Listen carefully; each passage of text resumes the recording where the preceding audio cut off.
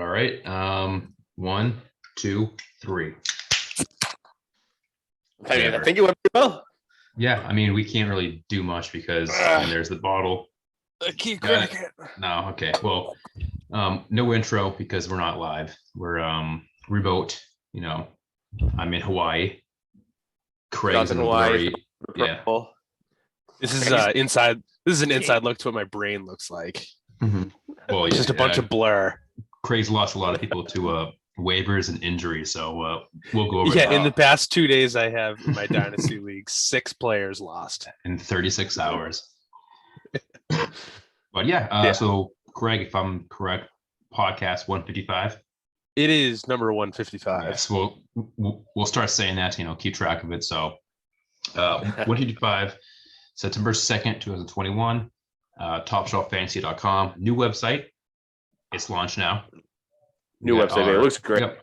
Got all our articles up there. Not all of them, but a lot of them. We'll do some bold prediction articles as well. This is the bold prediction podcast. So get ready. It's a lot of fun. Craig usually has a pretty good team bold prediction, so I won't give that away. Actually, Craig, you haven't written down anything yet. So what's funny is this is the one podcast you'd have my bold prediction from last year. Just all sucked down into 30 seconds. What was it's like year? 10 minutes later. It was the Bengals. It was the Bengals last year, and I crushed it. What was the one 2 years ago? The Dolphins.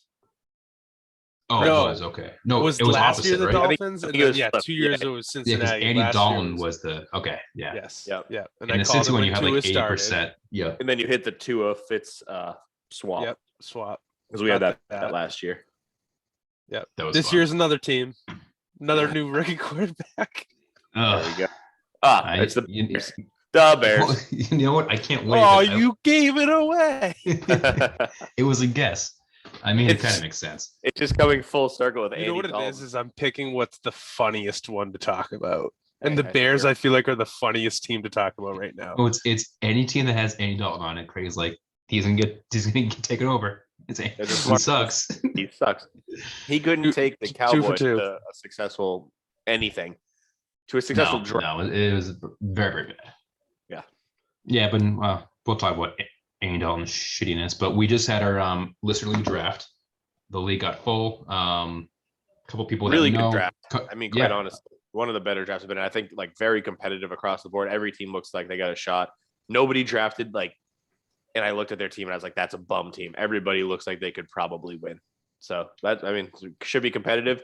And as it should be, big. You got big prize money on the line. Like not prize money, but you got big prizes. Oh, yeah. T. Higgins jersey, some TSF swag, which is not cheap to come by.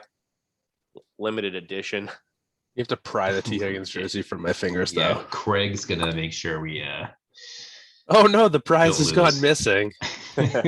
Help us find it. Just kidding. I'll send you something. Yeah. And as always, we always say, we have to reiterate, we are not eligible to win the prize. If we come in first place, I guess it's just going to second. Congratulations, first. Tell that to Craig's Kung Fu grip right now. No, this is mine. Right. No, all right. But do we want to go over the AFC NFC?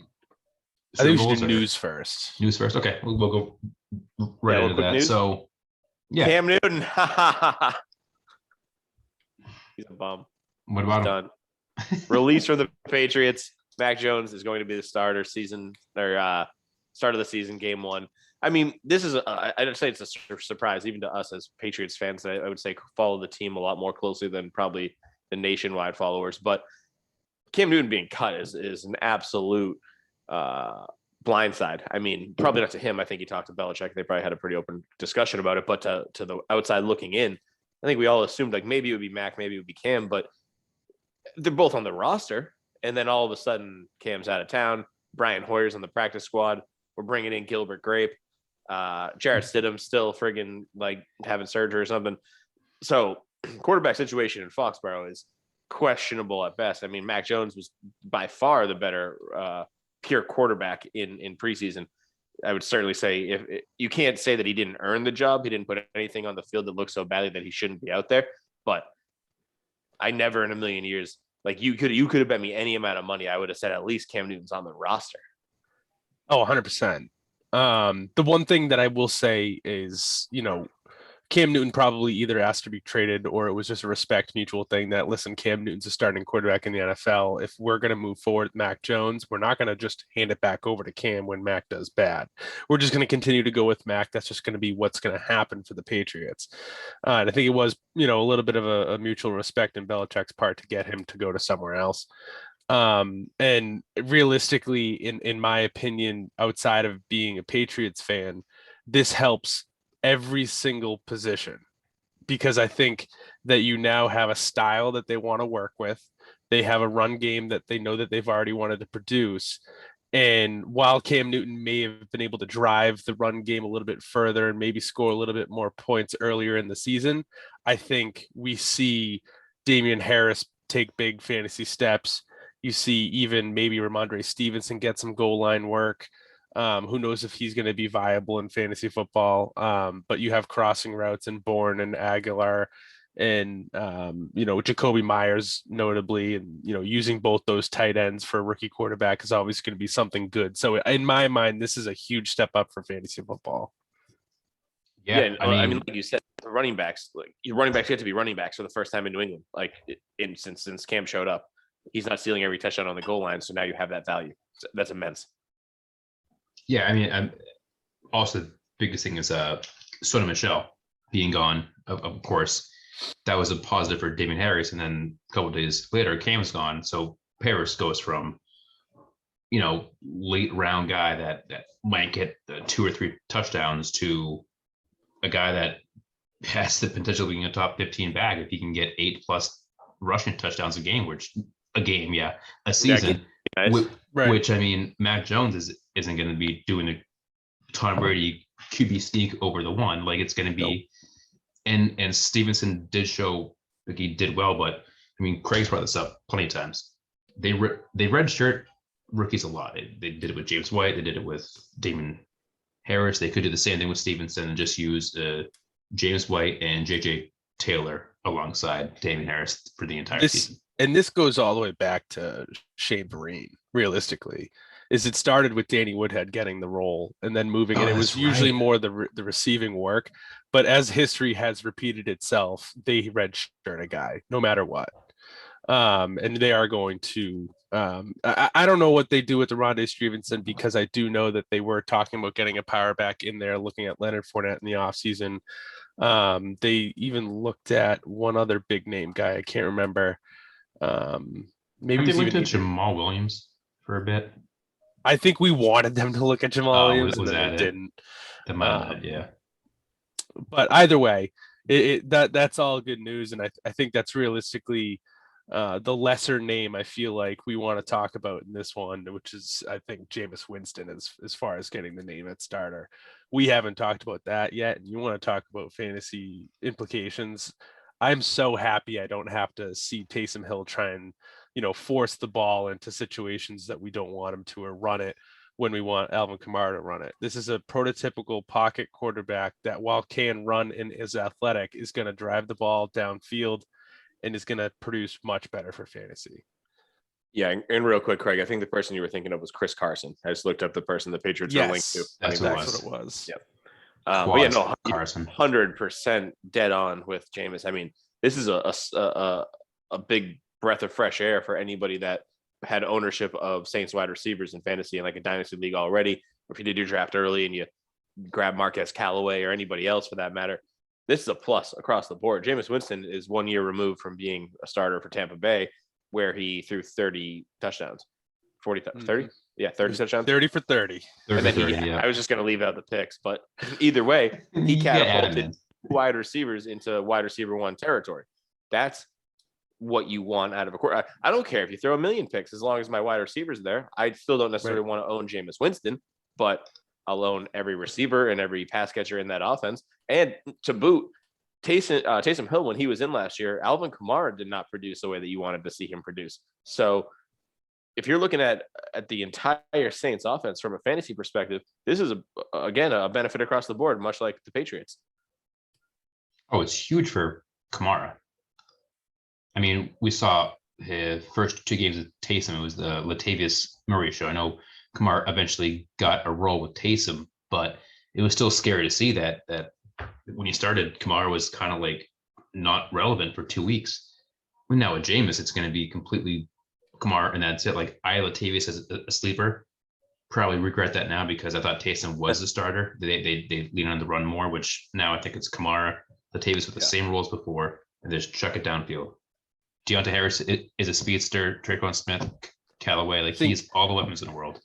And I think it was a point understated by both of you with Marquez Callaway. And it's going to be, I think, Tom's sleeper of the year. If I'm not mistaken, he chose him. Yeah. And he is going to nail it. It doesn't matter what happens with Traquan Smith. It doesn't happen with Michael Thomas. Marquez Callaway is going to act like Brashard Perryman did when he was over with Tampa and Jameis was there. It's going to happen. It's going to work. The guy's going to get somewhere close to 8 to 10 touchdowns, and the guy might get around 800,000 yards. Like and it may sound like, oh, there's this low level receiver. It doesn't matter what I think the talent is. The fit is what's going to work the best with Callaway, and he's going so late in rounds. He's even bumped up maybe 2 rounds, and it's still too late. And I think that's something, if you haven't drafted yet, make sure you have that guy on your radar and draft him early, and don't be afraid to. He's realistically a wide receiver 1 that's going in the 13th round. Yeah, like on at least for the first first quarterback who loves to chuck it. Yeah, like that's pretty much the best. I mean, we've already seen it in the preseason. Those 2 big touchdowns just to Callaway, like dead on. He's got good hands, and Jameis is throwing good balls. He probably learned something from Drew Brees over the last year.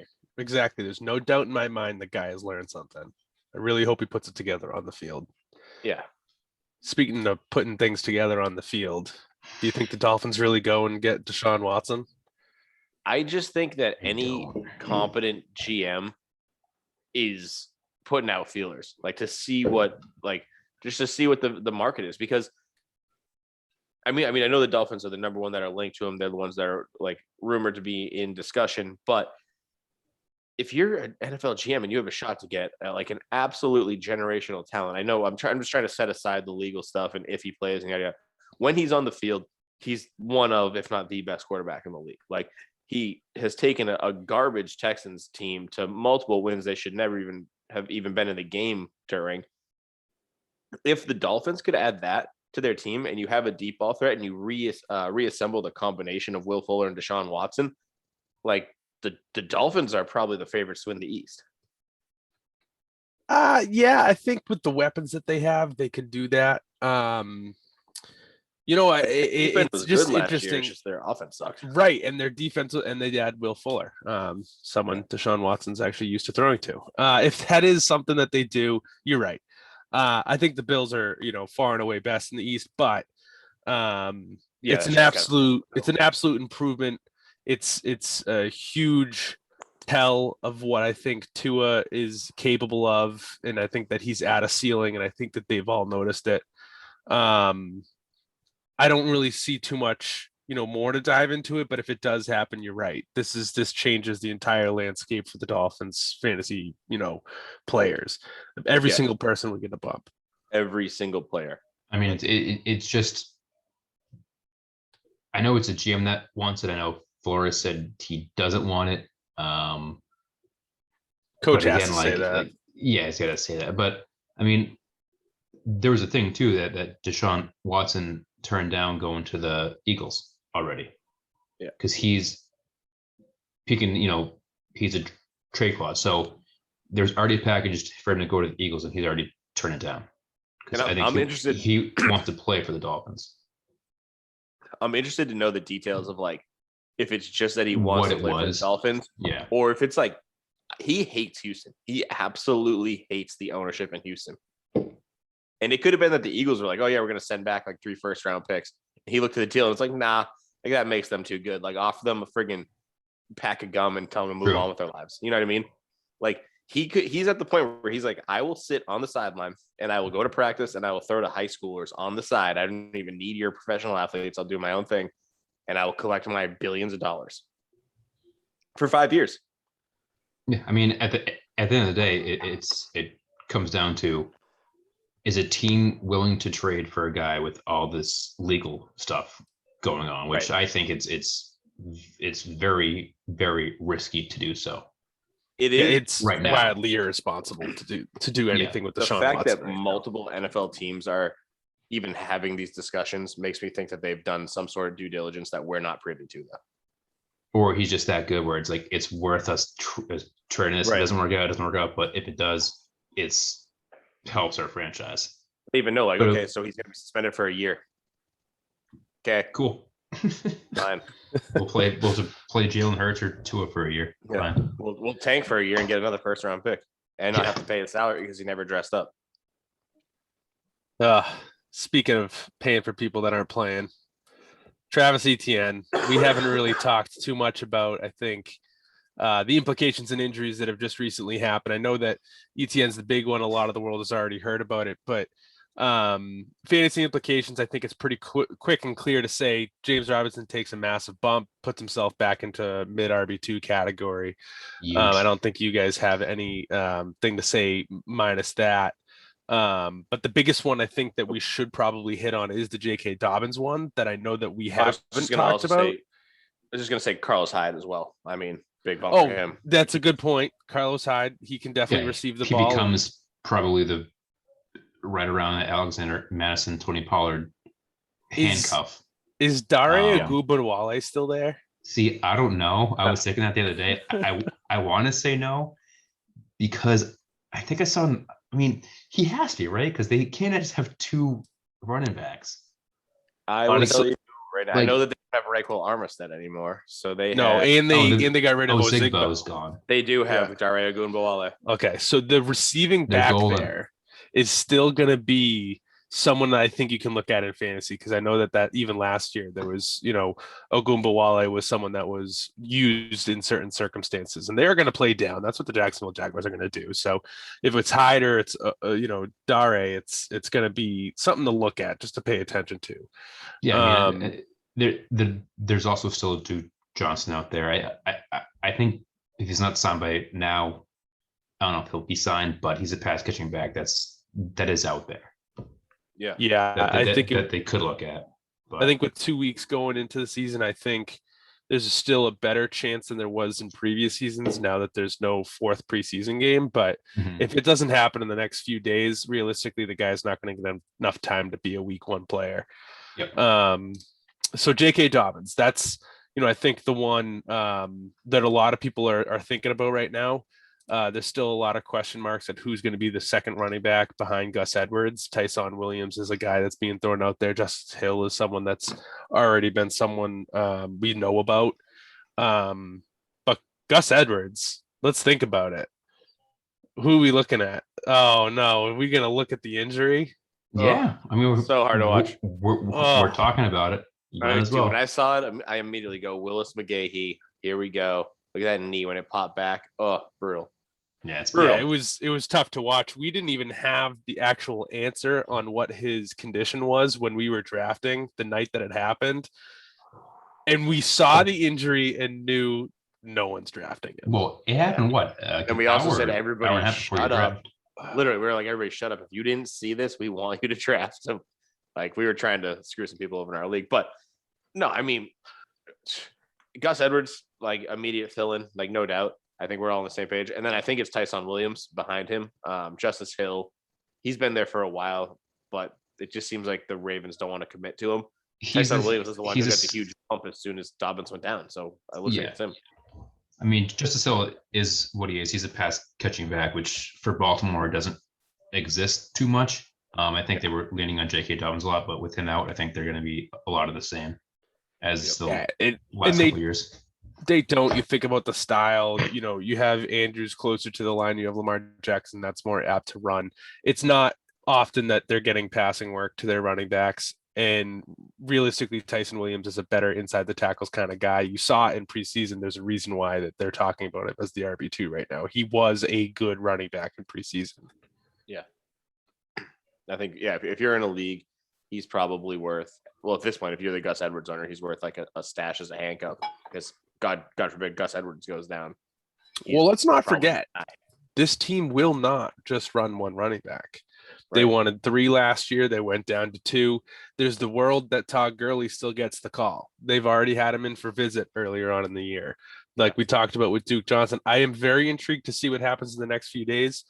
But right now the money is on Tyson Williams. But at the end of the point, J.K. Dobbins was in for a huge year, in my opinion. So I think Gus Edwards, who's already been, known to be a good running back in that system, is really going to go over the top if he stays healthy. He's going to be a steal. In drafts, people are still going to be drafting him too low. J.K. Dobbins was going in the second round. Wherever you get Gus Edwards now is going to be a good value. And if you're a team that has him, keep him. If you're a team that doesn't, good luck trying to get him. Yep. Yeah, you're probably not going to get him. Irv Smith, likely out for the season, had meniscus surgery, out 4 to 5 months. That's a big blow to anyone that's already drafted him. Tyler Conklin is the next guy up. Realistically, this sets I don't up. know. Who do you think it is? It could be Chris Herndon. Oh, right. They did trade for Chris Herndon. So they traded, I forget what they traded him for, like a 6th rounder. That could be a 4th or something like that. But I think with that trade, I wouldn't put anyone as a tight end to own there. I probably still would put Conklin, but either one, I wouldn't draft or start week 1. Where I think Irv Smith is a guy you were kind of picking the last round and be like, all right, this guy could be a breakout. Which, I mean, the 3 guys we talked about, Etienne, Dobbins, and Irv Smith, 3 of our breakouts gone. Yeah. It sucks. Not good. Hopefully some year we won't have that situation. TSF curse, man. Let's not talk about the next one then, who's also one of our, what was he, a sleeper for you, Daz? I think he was a bounce back player. Or bounce back. Good luck bouncing back. Yeah, 3 less games, but he was sleeper. Oh, was he? Yeah. T.Y. Hilton set to miss the first 3 weeks. Not good. That's rough. Very not good. But again, if it's only 3 weeks, good. I know the GM came out. He said it's not serious. It was a minor procedure. So, this house somehow got on the wrong line. But yeah, not bad. No worries.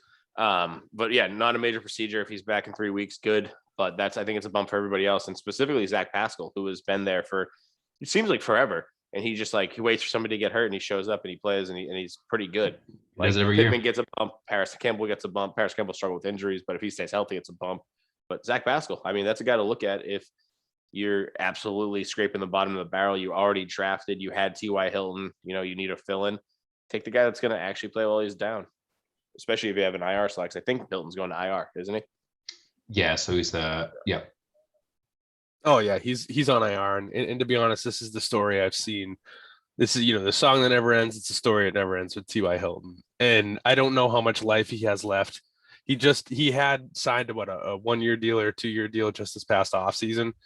I pray for the guy to get through it. To be honest with you, I like him. I've liked him for a long time. Anyone that's played fantasy football has had him on one of their teams at some point.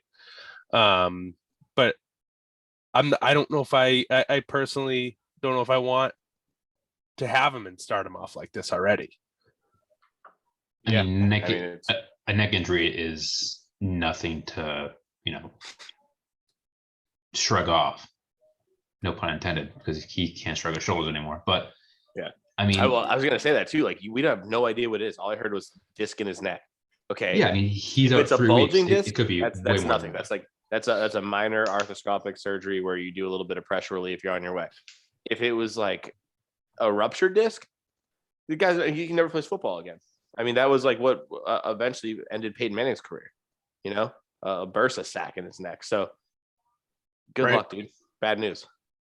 In the next few, we can probably go a little bit quicker on. Royce Freeman claimed by the Panthers. So what? Royce Freeman. Yeah, it went from Denver to the Panthers. I still think Chuba Hubbard's the backup there. Falcons claim Wayne Gallman. Nice way to put that. They cut Quadri Allison. It was a little bit of a shock today, in my opinion. I would have thought that they would have kept with the guy that they had on the roster for 3 years, but Wayne Gallman did prove well when he was playing over for who was it, Giants. Seattle? Last year, Wayne Gallman, Giants. Giants, but through the preseason this year, it was San Francisco San Fran, 49ers. He actually did do a pretty decent job. He's a I was journeyman. surprised they cut him. Like surprise cuts all over the place. So, that's a guy to note because realistically, Mike Davis is the only one there, or Cordarrelle Patterson. If you think that he can, do anything at running back, that guy as a backup. But he's legit a wide receiver. Yeah. The thing I would say is it might bode well for any Mike Davis owners. Like maybe Falcons are just so confident and I'm like, oh yeah, we'll use this guy as a 3-down back. It will bode well for like the first 3 weeks, so you get huge production, and then it will be terrible when he's hurt because he can't handle that workload. Yep. Yeah. It's just a mystery to me.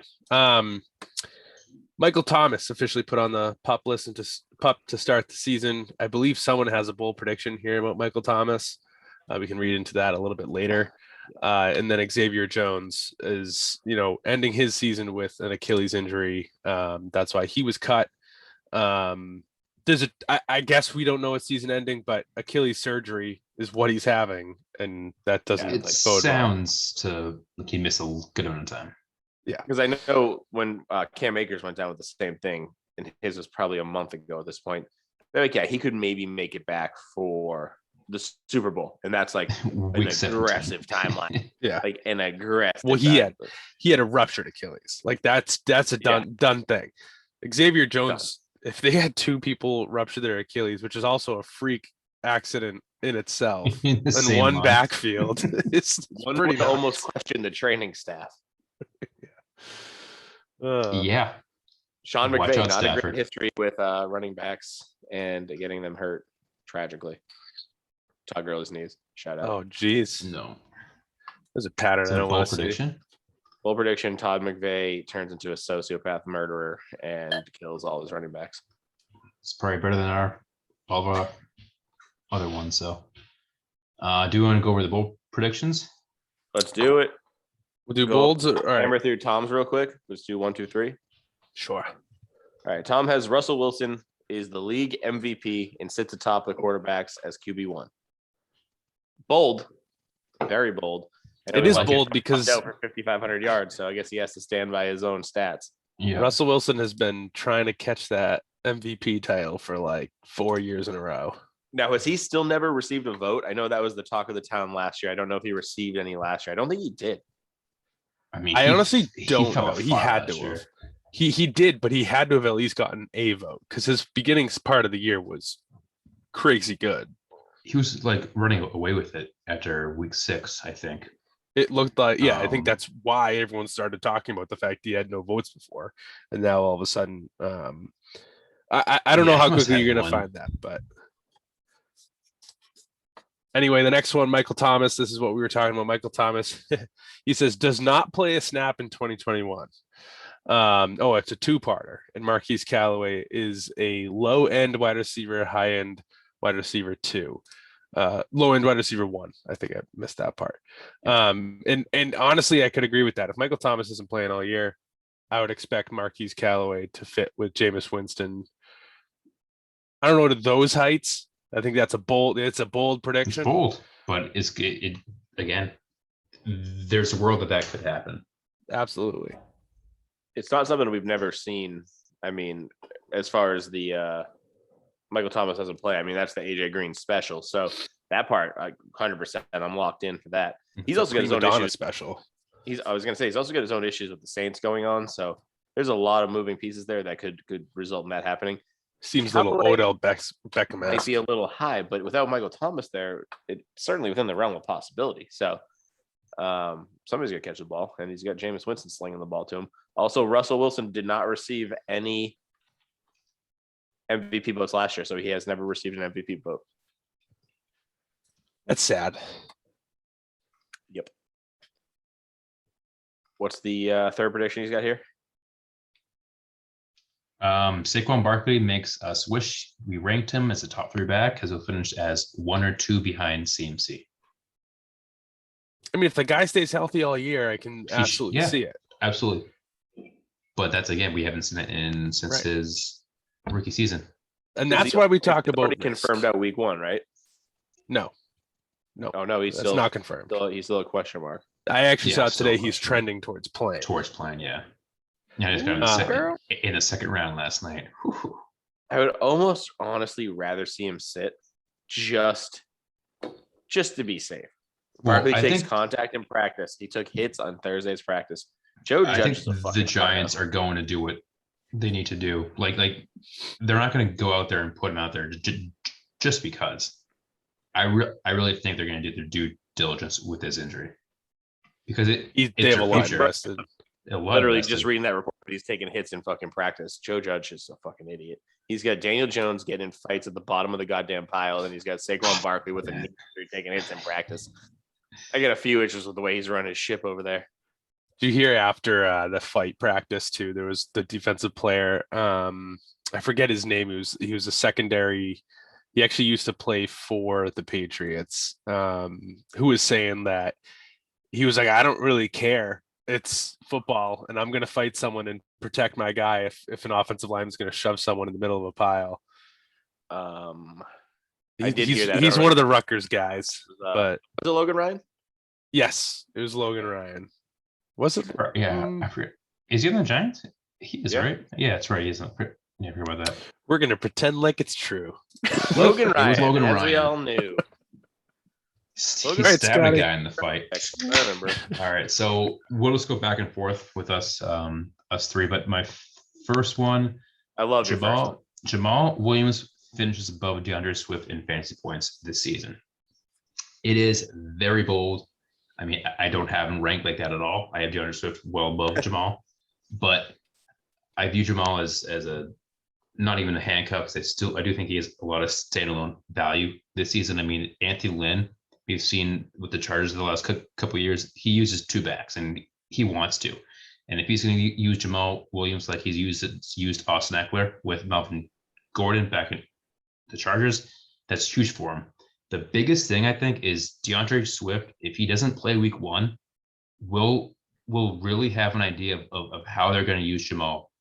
If Jamal gets 15 carries in week one and snags 4 to 5 catches and does well with it, Swift comes back week two. Like there's no doubt in my mind that they won't continue to use Jamal. It's going to come down to the touchdowns. Who's going to trust by the goal line? And I do think it's Jamal. I think Jamal's showed that in his career too. Again, it's bold. I don't have it ranked like that, but there's a world I do think that Jamal finishes over DeAndre Swift, especially with Swift's health concerns. Yeah, if Swift is banged up and Jamal Williams can catch passes and score on the goal line, well within the realm of possibility, especially for It's a bold one. All right, I'm moving on. Mine is a stealing Tom's from last year. I think this year is even easier. You get an extra game. I have all three Cowboys wide receivers going for over 1,000 yards. Amari Cooper, CeeDee Lamb, Michael Gallup. I mean, they were close to doing it last year with freaking Andy Dalton and Ben Gilbert and Ben DiNucci and Gilbert Grape. Gilbert Grape. And if Dak plays a full 16, 17 games, actually, this should be freaking cake. We were screaming, arguing at each other with each other after the Red Dog draft about this. Maybe I was just screaming, hard to say, but they're like, no, it's going to go to like the tight end. And then maybe like Amari's going to have, 1,500 yards. And then like CD has 1,500. I'm like, okay, so that's 3,000. I have Dak easily going for 5. So what are we talking about here? I got 2,000 more yards to go. I think Michael Gallup can grab 1,000 of them. Like, I think it should be freaking cake. Yeah, That's I mean, right. It's not even really, it's like, that's very probable. If there's one team to do it, I think it's that. Yeah. I mean, I think you could see multiple teams do it this season. Like I could put out the Bucks, I could put out the Bengals that have a shot of doing that. Yeah. But if there's a team I bet on, it's probably the Cowboys. I mean, bad defense, so they're going to be throwing a lot more than the Bucks will be throwing. Yeah, that's what I was thinking too. I mean, their defense still looks poor. All right, Craig, on to yours. Let's hear it. I'm gonna go get a drink. All right. Well, I'm gonna do 2 quick ones before because we all have 3 and I think we have the time for it. I'll keep it short because my third one's going to be pretty long. This year's James Robinson is drum roll. That was leaves. James Robinson. again. And I think it's because James Robinson is being drafted late. What do you know? And he's going to end up being an RB1. Travis Etienne's gone. I think everyone improves. James Robinson is this year's James Robinson. It's not going to be someone else. James Robinson. I mean, technically, James Robinson last year was an undrafted guy in fantasy, got picked up. So I think at the end of the day, you're saying he's being drafted as being drafted right now as an RB3. Yeah, and you're saying he's finished as a top 12. Yes. Yeah, that's a bold prediction. It can happen. Yeah. Do I believe it? I mean, it happened last year. It happened last year. That's besides the point. You can go back over to you, Scotty. All right. Yeah. It's going fast. So I've been saying this for because I have a long one later. Off season. So I'll stick with it, even though I'm not sure I believe it too much. Marvin Jones will lead the Jags in fantasy points, Jags receivers. So he'll outscore DJ Chark, Laviska Shenault, and who else is there that they just signed? Tyron Johnson. Fucking matters, yeah. Tyron Johnson. So not Colin Johnson. I was more into this when Etienne was there because I said Etienne's going to fill, that slot role to give Laviska not enough space to, succeed. But with Etienne gone, Laviska's that slot guy. So I think Laviska might beat him. But with Marvin Jones going so late in drafts, even a draft last night, undrafted. Again, I've been sharpening Marvin Jones the entire offseason. So biggest point, new coaching, security blanket for a rookie QB. Love me some Marvin Jones. Wide receiver 17 last season. I'm not sure if he'll finish that high, but he'll finish above Chark and Shenault. Or I'll shotgun a beer on that island over there. Standard bet. Yeah. You can find it. Is that the Galapagos Islands? It's Galapagos. One of the many. The Galapagos Archipelago. All right, my next bold prediction is that Terrace Marshall, wide receiver Panthers, is the offensive rookie of the year at the end of the season. I've been on this since before the guy got drafted. Watch him at LSU. I think I've been saying for a long time that I think his best comp in the NFL is Justin Jefferson, which might be a little bold after the year Jefferson just put up. But if I expect him to be the offensive rookie of the year, he pretty much has to put up that season. So Terrace Marshall, for him to do that, needs to really dominate the position from day one, which I really, really liked his odds of as soon as he got drafted by the Panthers, when I thought that Teddy Bridgewater or, any number of other guys are going to be throwing to him. Now, all of a sudden, it's Sam Darnold. That, I don't want to say it hurts because Sam Darnold is probably just as competent as Teddy Bridgewater, but he's 2 or 3 seasons removed from looking like he can actually do it on the field. So maybe him getting back with Robbie Anderson, having DJ Moore there benefits Terrace Marshall. Maybe it doesn't. In any case, that's why it's a bold prediction. Hopefully it happens. Don't put money on it. I already have money on it. My second bold prediction is that the Houston Texans running back group, not a single one of them will put up a RB4 performance in season long. I think Mark Ingram, David Johnson, Philip Lindsay, and Rex Burkhead all finish outside of RB40, 50, RB50, I believe is what the RB4 line is. I don't think even there's a chance 48 at those 36, 12, 48. You got it. I don't even think there's actually a strong chance that the best running back on that team's not even on that team yet. I just think that there's something wrong, and to stay away entirely from the Houston Texans depth chart. If you have to play one, well, I would rather play a single other running back on the waiver wire. I would play any handcuff, I think, before. If I had to play one, I'd play Philip Lindsay, I think. Right now, it's Mark Ingram, RB1, then David Johnson, then Philip Lindsay, then Rex Burkhead. And I right now think... And I can't believe none of them got cut. I think zero of them hit 500 rushing yards. 0 of them hit 200 receiving yards. So pretty much like the Bengals offense from last year. Yeah. So in the league that me and Tom are in, I think David Johnson and Lindsey got drafted. David Johnson's already been cut. And I'm like, oh shit, David Johnson's been cut. I'm like, yep, still on him.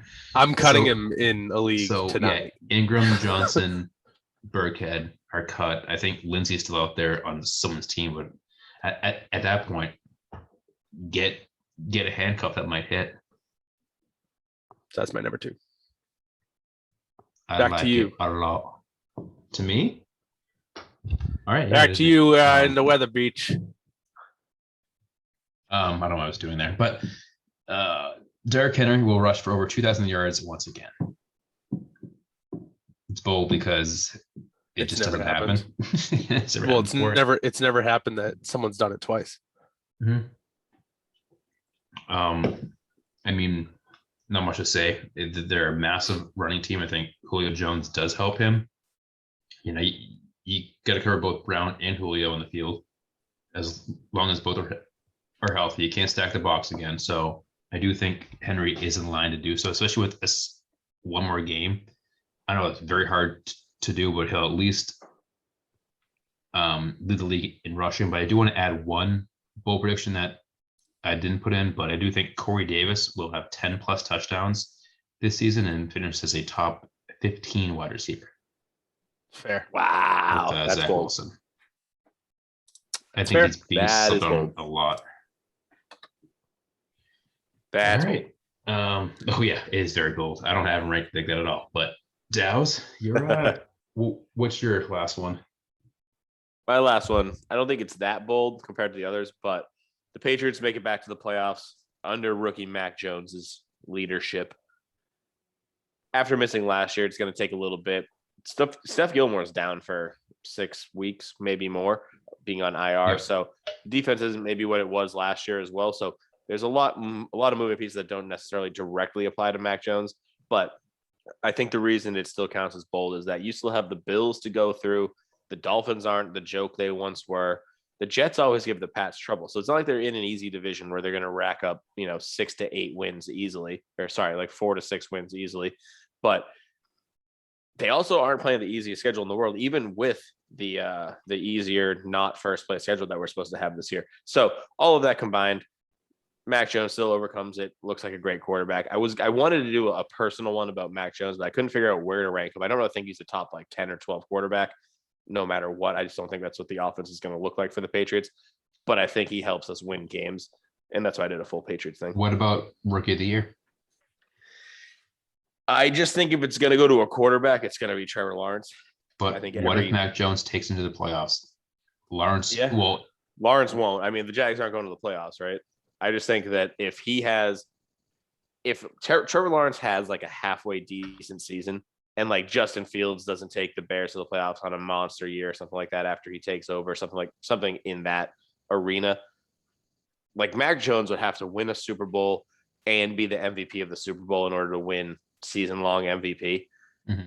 Whereas Trevor Lawrence could throw for like 4,500 yards and like 27 touchdowns. And I think the media and everybody else in the league just wants to give it to him. So we can start talking about how Trevor Lawrence is the next coming of Jesus Christ. To be honest, this is a world where none of those guys get offensive rookie of the year. Like, because Terrace Marshall's getting it, Craig. I just talked about it. True. I just don't know how I feel about year one for Trevor Lawrence. I mean, the guy's great, but I mean, what are you going to do? Everything's new. Yeah, Urban. Just throw it to Trevor Etienne. Travis Etienne. Oh, wait. I mean, Najee Harris could win it for all we know. Yeah. But I know who won't win it. And that is going to be for the team that I'm talking about. This year's team full bold prediction for the entire season is the Chicago Bears. It's going to start off week 1 with Andy Dalton throwing up an absolute dud by the Los Angeles Rams. He's going to get sacked about 18 times by Aaron Donald. Realistically, it's probably 5 to 6 sacks, which is still terrible. Nagy's name is going to get called right off the bat. Cincinnati, they're going to win. They're going to play Andy Dalton again week 2. Justin Fields is not going to start yet, even though I think he should start the second drive of the season. But he's still going to start. He's going to win. They're going to beat Cincinnati. They're going to get their first win. Everything's riding high. Andy Dalton's going to start game 3 and 4 And here we are at the turning point. Justin Fields starts because they're going to lose or they're going to beat Detroit. But excuse me. I'm going to have Justin Fields start against Detroit. What are we watching? Justin Fields. Justin Fields highlights. Gotcha. Keep talking. All right, so Justin hyping. Fields is going to start taking over against Detroit. They're going to win. This is where things start to change. They already have a 2-2 record going into week 5 against the Las Vegas Raiders. It's going to be a winnable game, and they're going to absolutely throw up a dud because Nagy doesn't know what the hell he's going to do. In this first 5-week time frame, you're going to have Allen Robinson show up in some fantasy games. You're going to have David Montgomery show up in some fantasy games. But realistically, you're going to have some guys struggle. And then you're going to hit Green Bay. They're going to lose. They're going to hit Tampa Bay. They're going to lose. And Matt Nagy gets fired week 7. It's over. The run is done. Justin Fields has taken over at this point, but it is completely bar none the worst offense that Nagy's put together because all he's done is put through burners and try and work things out that way and not use their best targets and Allen Robinson and use David Montgomery and use Justin Fields correctly. Some smart coach is going to finally get in there. They're going to face Tampa Bay Bucks. They're going to lose, but they're going to get some growing pains and win that next game against San Francisco. We're going all the way down to the entire end of the year. We're going to finish off at 5-12 for the Chicago Bears. It's not great. It's not going to look good, but I'll tell you, for fantasy purposes, we're going to see a Justin Herbert style season out of Justin Fields. Will he win MVP? No, but he's going to be able to get Allen Robinson, Darnell Mooney, and David Montgomery their own after week 7. You're, like I said, it's going to be a little bit of a slow start because Andy Dalton's there, but that's going to finish it off. Nagy gets fired. Andy Dalton's done after week 3. And we get a new life in Chicago. And hopefully next year in 2020, the Chicago Bears will make the playoffs. Is that it? That's what I got, man. That's short for you. I'm just kidding. I feel like it wasn't that. I don't feel like it was that short. No, it wasn't that short at all. Right where we wanted it. So I do have a few in there. Oh yeah, I got them. So yeah, I was writing as you went. 5-12, week 5 takeover. Week 4. Week 4 I messed okay. I messed that up a little bit in the beginning. Week 4 is when Justin Fields takes over. And then it starts to look good, but they're going to lose to Vegas, lose to Green Bay. They're going to fire him or lose to Tampa. They're going to fire him then. I mean, that's a tough stretch right there. That is a tough stretch. They actually have a pretty difficult schedule when I was looking through this. It does lighten up a little bit towards the end of the year, but it doesn't look great. And Nagy will be fired this year, and I'm quite excited about it. So week 7, you said? Yes, after week 7 against Tampa, he's going to get fired. Because they're going to want San Francisco game against Trey Lance, Justin Fields versus Trey Lance. They're going to want that to be a statement where there's a new coming in Chicago, and they're not going to want to keep listening to Matt Nagy's, I'm going to call the plays and suck. I'm going to give up the play calling. So do we think Matt Nagy is the biggest coach on the hot seat to start the season? I'll tell you what, I'm not sure who else is on the hot seat that I can think of at the top of my head, but he's saving himself using the whole Andy Dalton thing. He's using Andy Dalton as a scapegoat right now. Yep. But that's why I think it's just still not going to work. I don't think it's going to work. I mean, yeah, I think they win week 2 against the Bengals, but I think that at a certain point, the GM. Well, he did it last year too. He's like, I only have Mr. Trubisky, Nick Foles. Like, well, yeah, you guys could have had fucking Jameis Winston.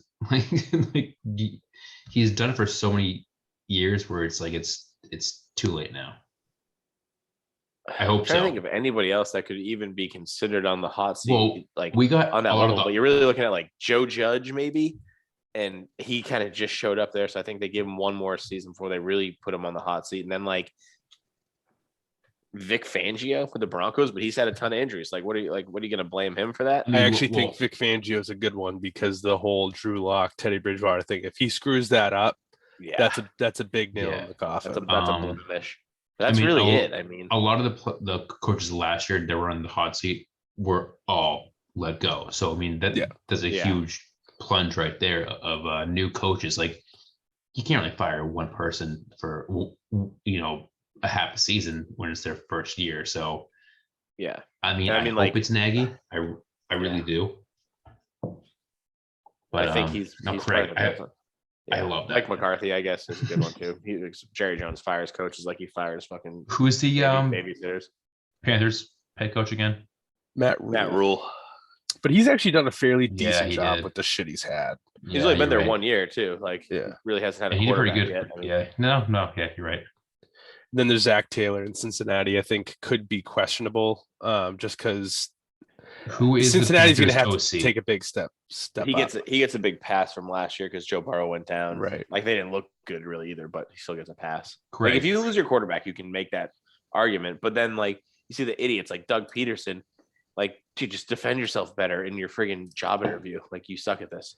Oh, that was so bad. My I'm looking it quarterback up went down. right What do you want now. from me? Is it Brady? Who you looking? Joe Brady. I think that's with Matt Rule. Yeah, so he's with the Carolina, right? Yeah, I think he's with Carolina.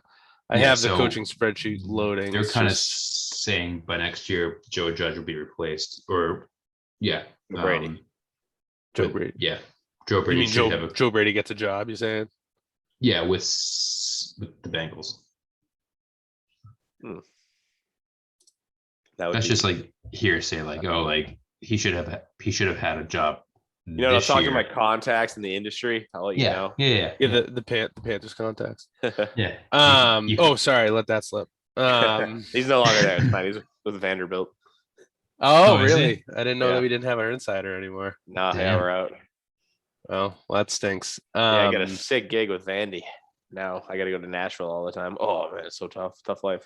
That sounds horrible. That's where the whole family is right now. That's why they're not here. But I was 6. I was like, I don't really want to go. For real? Yeah, I was supposed to Oh, leave on nice. Monday. But I was like, I really feel like Sweet. shit. So fuck that. I'll watch your dog. I'll watch your It's a dog. win-win.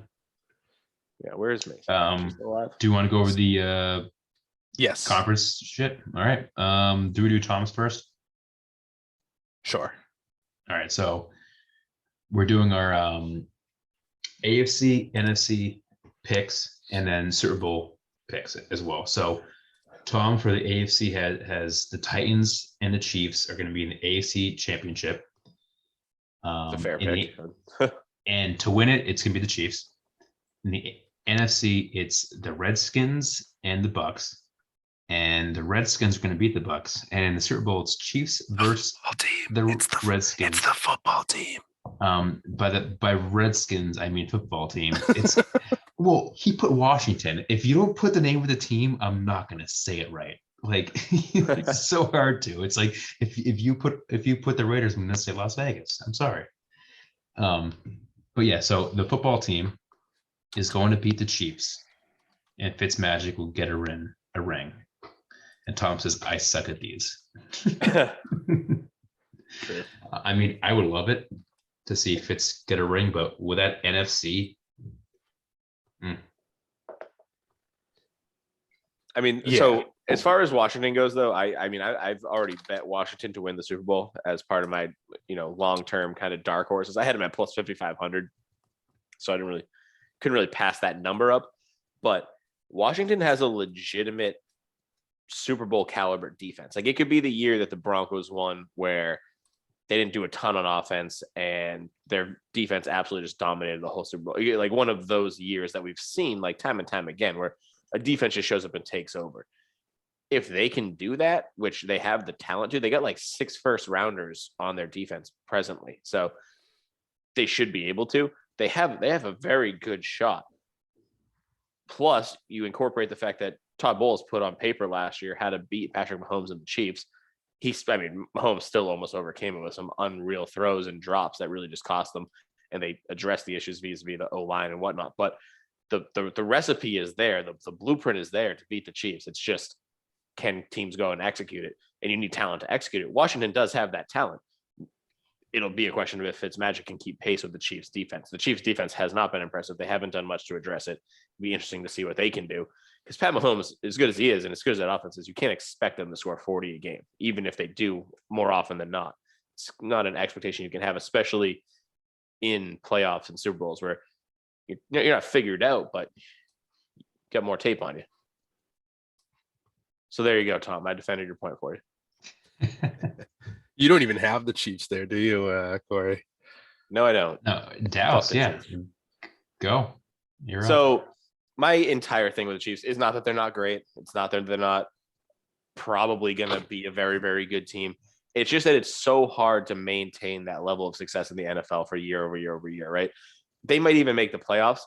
I'm just saying, I think this is the year they draw a tough hand in the first round.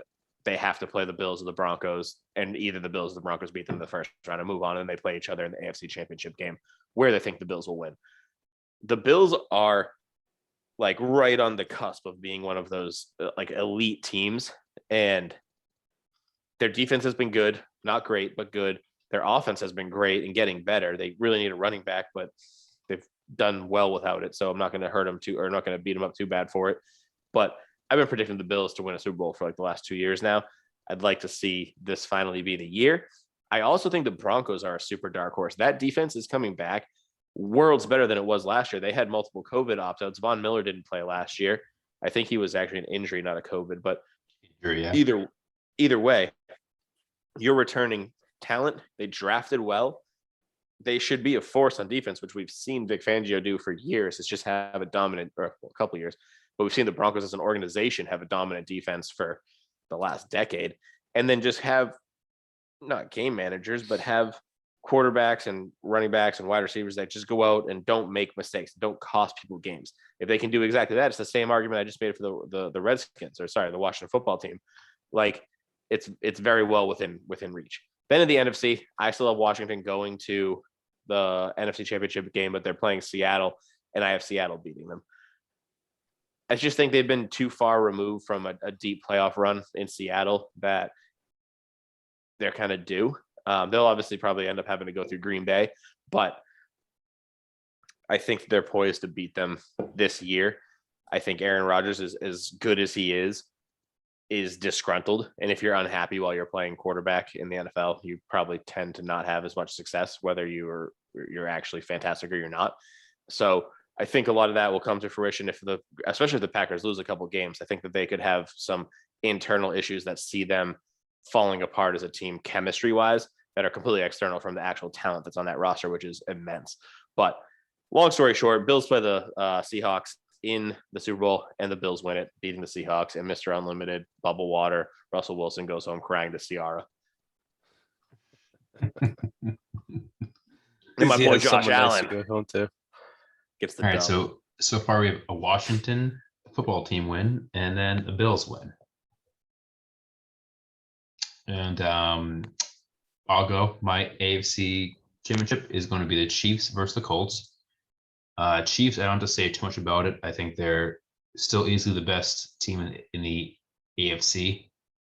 I know Bills are there too, but I'm doing Colts because I think Carson Wentz does play. Is pretty on full. Like if he misses week 1, sure, it's fine. But I think he stays healthy throughout the season. They have a pretty good defense, not a world beat defense, but their line is still one of the best in the league.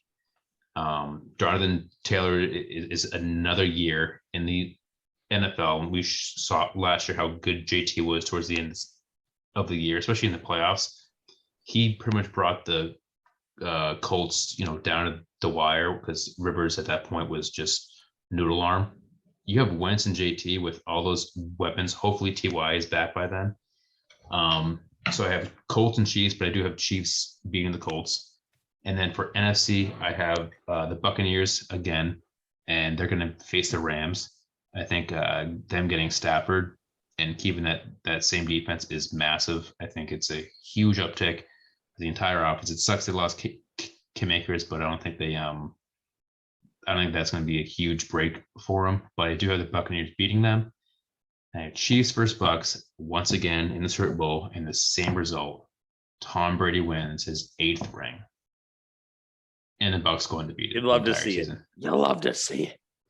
I would definitely think that if Brady wins another one, this would be the last year for him. But I don't think that, but he's so damn competitive that I don't know that he ever hangs him up until he's just like in a wheelchair. Yeah, there's a good shot. Mine, Mine are really boring. And I'll tell you why they're boring, because it's the exact same thing as last year, only a different outcome. I think you're absolutely nailed it with the Bills. I think that, this is the time, that they're going to continue to thrive. Their defense is pretty good. I just think that the Chiefs are just way too good, even better offense than they've ever had before. And that's saying something, because they're breaking records almost every single year now. They add the offensive lineman that made the difference last year. I have them winning the AFC. NFC, I have the Bucks again. I just think it is the Tom Brady effect. The entire team's running it back. It's hard to say that, you're going to have anyone or any team bring everyone back under Tom Brady's tutelage and say they're not going to go and get up there again in the NFC. Packers again. I did debate the Seahawks. I think that they are absolutely due, but I think that this is also the swan song for Aaron Rodgers. I think this is his last year, and I think that he's going to want to put it out there. And after he loses to Brady again in golf and in on football, he will hang it up. He beat Brady in golf. Oh, Yeah, he beat Brady in golf? I guess that's the only place he's won. going to beat him then. Yeah. So he's gonna hang it up. Packers make it, but this is it. And then the Chiefs, like I said, Chiefs versus Bucks. It's gonna be my Super Bowl, same repeat. But while the Chiefs defense has gotten a little bit worse, it didn't seem that much, matters in their GM construction of the team, that they just wanted to keep going offense. I can't see a better offensive team in the league right now than the Chiefs. While the Bucks have some really good defensive players and had the number one defense last year, I think that injuries can wear that down at some time, and I don't know how much that's really going to change, from last year to this year. And I just really think it's the Chiefs' year, upcoming, and we will see another year of Brady. I needed to find a way that Brady lost so he could come back in another year. That's fine. Could you imagine? So last year he beats Breeze retires. This year he beats Rodgers retires. He's gonna start beating these guys just to get someone to, and then year 3, Fitzmagic faces him. He beats him. He retires. Like, he's just gonna make the entire league retire. It's Tom Randy Orton, the legend killer, Brady. Yes. Thomas Edward Brady. Doesn't he have another middle name? Edward Michael. He would have Probably. 2 middle names. But all right, so we have a football team championship, a Bills, the Chiefs, and a Bucks. Edward Patrick Brady. Edward Patrick. Yeah. Yep. Right. We actually all have something different. That's good. And but I have the right one. So I was just gonna say that, but I'm right. I think me and Craig have the right one. Like, it's gotta be those 2 teams. I hope, honestly, like, for the league, I want to repeat. So also, though, to your point, for the league, they're not going to allow the same 2 teams in the Super Bowl every year. They don't want it. Nobody wants to see that. Like, it's gonna happen. There really wasn't. If you're going with the NFL is rigged kind of vibe, which it's my favorite vibe to go for. They're not going back. Daz, do you want to do the book burner segment? Yeah, quick mini burner segment. We don't have the burners with us, but I figured it was good to get this out there. Hit the free money on DraftKings. The no-brainer picks. If you don't have a DraftKings account, sign up for it. They'll immediately hit you in the promos for the no-brainer picks. They are literal no-brainers. You can bet $25.17 as your max bet for Tampa Bay versus Dallas in week 1, and they're giving you 73 points for the spread for Tampa. So as long as Tampa doesn't lose by 74, you win. That's free money. That's money found. So I bet the 25-17. I think the payout's like $45. Pretty good little day. The other one is University of Georgia versus Clemson, and the exact wording on it is a little confusing, but essentially you are betting Georgia to beat Clemson with the points, and every 2,500 people that sign up hammers the point spread in your favor. So please go sign up. It's only going to help everybody else that's already bet it. It's going to help you to go bet it, and you're going to make some money. I think I don't remember what the max bet is. I guess I could just look it up, because I obviously bet the max bet. It was like $25, something like that. I was gonna say, you may think that that's not real if you aren't used to betting. But Right. DraftKings is literally saying there's a column. It was I wasn't even I don't bet that much, but there's a column. It says no brainer bets. They're just giving away free $25 money. to pay 50. UGA versus Clemson to cover the hammer the over total points. All bets settled on the finalized promotional points total that was lowered by 0.5 point for every 2,500 promo better. So every 2,500 people that bet this drop by half a point. So you're in great shape. I mean, there's no way you're going to lose because DraftKings has like, I don't even know, a billion people that use it on a day by day basis. Or it's just me 1 billion times. No, it's hard to say. They did that last year too. It was week 1. It was like, if Chiefs, as long as Chiefs don't lose by 65 points, then you win. Yeah. What, $25? You put in 25. I was like, Yeah. and then that helped me bet the entire season. So I was like, all right, I won that. Here's a free money. Right. $2 Especially, a year. yeah. Especially if you boom. don't bet much. Like if you're one of these people that you want to bet once, okay, cool. Bank $50 off these 2 bets. Especially week 1 too. It's like that's where you can win a lot because teams don't know shit yet. I'll use that. I'll use that to cover my futures bet for the Patriots. Yeah, exactly. You can cover $50 on your bet for the futures, and like, I mean, even if you don't bet, cash it out. You just put it right back in your account. That's what DraftKings hopes you don't do. But you know, if you do it, then go fill up your tank. Boom. Go get half a tank. Fill up your tank. You don't have to claim it on your tax returns. Don't worry. It's only if you're like win like $900 or something. Yeah. Yeah. Or just don't report it. Yeah. Well, I think All that's going to do it, right? We have nothing else to go for, right? Top Shelf Fantasy Tax Evasion Podcast. Yeah, Craig, if you want to take us out. Yeah, sure. I can go ahead and do that. I think this was a pretty fun one. Go ahead and give us a follow at Top Shelf FNTSY on Twitter, Instagram. Facebook is Top Shelf Fantasy. Our website is topshelffantasy.com. That's new. That's lovely. It's got all the bells and whistles that we wanted to put in. Stay with us all season long. We have everything that's going to be coming up to you starting week 1. Can't wait for it. Power Hour podcast should be coming up before that, but we will have everything geared up and ready to go for the NFL season. That's it. Stay fluid, stay loose. I'm gonna start recording, huh? How do you do that? I'm new. There you go. Start recording. There you go. Noise. I think that was a good one. Stop it. What? Nope. Nope. Still going.